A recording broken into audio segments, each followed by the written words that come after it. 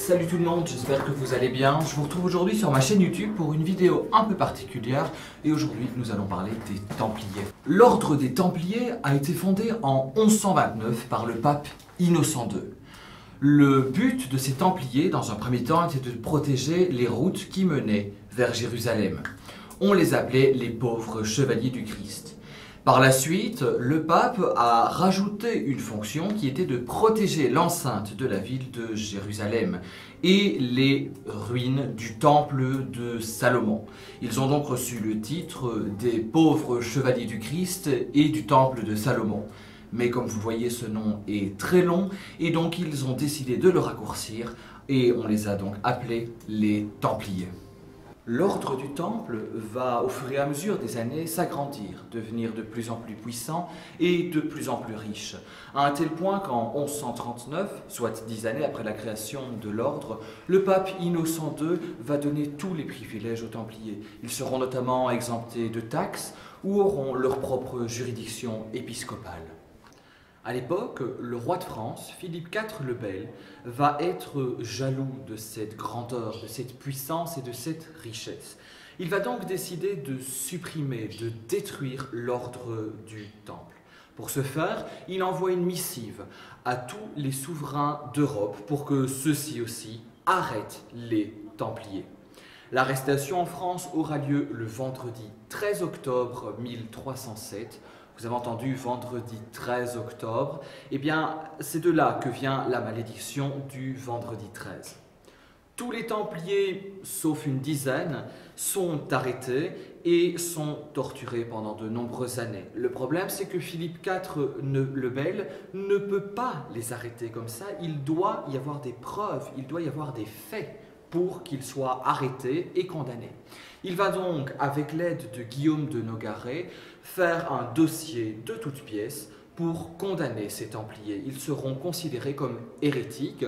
Ils auraient, selon ce fameux dossier monté de toutes pièces, craché sur la croix du Christ, renié le Christ, vénéré le malin, pratiqué la sodomie, et j'en passe. Comme nous l'avons vu, l'ordre du Temple est un ordre religieux. Et qui dit religieux dit obligatoirement le pape. C'est-à-dire que si l'ordre devait être dissous, seul le pape pouvait prendre la décision, et non pas Philippe IV le Bel, le roi de France. Le pape, à l'époque, Clément V, est un peu pris de court, et donc va faire confiance au dossier monté de toutes pièces par Guillaume de Nogaret et Philippe IV le Bel, et va donc diviser le procès en deux parties. Le premier procès sera un procès pontifical, et le deuxième procès sera un procès royal. Lors du procès pontifical, le pape Clément V décide de dissoudre l'ordre et de ne condamner aucun Templier.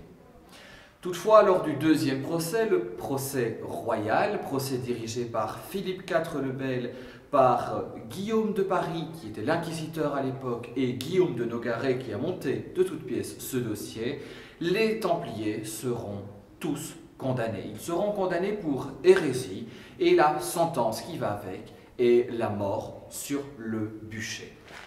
Tous les Templiers sont donc condamnés à mort, et le dernier Templier à être brûlé est Jacques de Molay en 1314. Jacques de Molay fera une prédiction. Il dira au roi et au pape, présents lors de sa mort, qu'ils ne resteront pas vivants pour le reste de l'année. Et cette prédiction va se réaliser. En effet, le pape meurt quelques jours après la mort de Jacques de Molay et le roi de France mourra 6 mois après cette prédiction.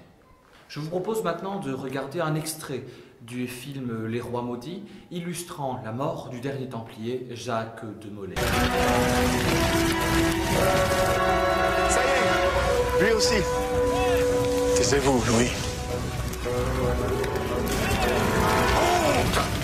Honte! Vous voyez des innocents qui meurent! Honte sur vous tous! Dieu vous jugera! Pape Clément, chevalier Guillaume de Nogaret, roi Philippe, avant 1 an, je vous cite à apparaître au tribunal de Dieu pour y recevoir votre juste châtiment. Maudit, Maudits! Soyez maudits! Jusqu'à la 13e génération de mon race! Maudits! Maudits! Ah! Alors, mon frère, voilà content, je pense. Non, je ne suis pas content. J'ai commis une erreur. J'aurais dû leur faire arracher la langue avant de les brûler.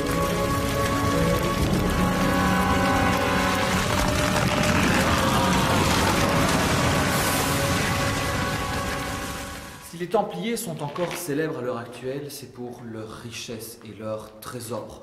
On raconte que les Templiers auraient découvert et auraient rapporté le Saint Graal, le calice dans lequel le Christ aurait bu lors de la dernière scène.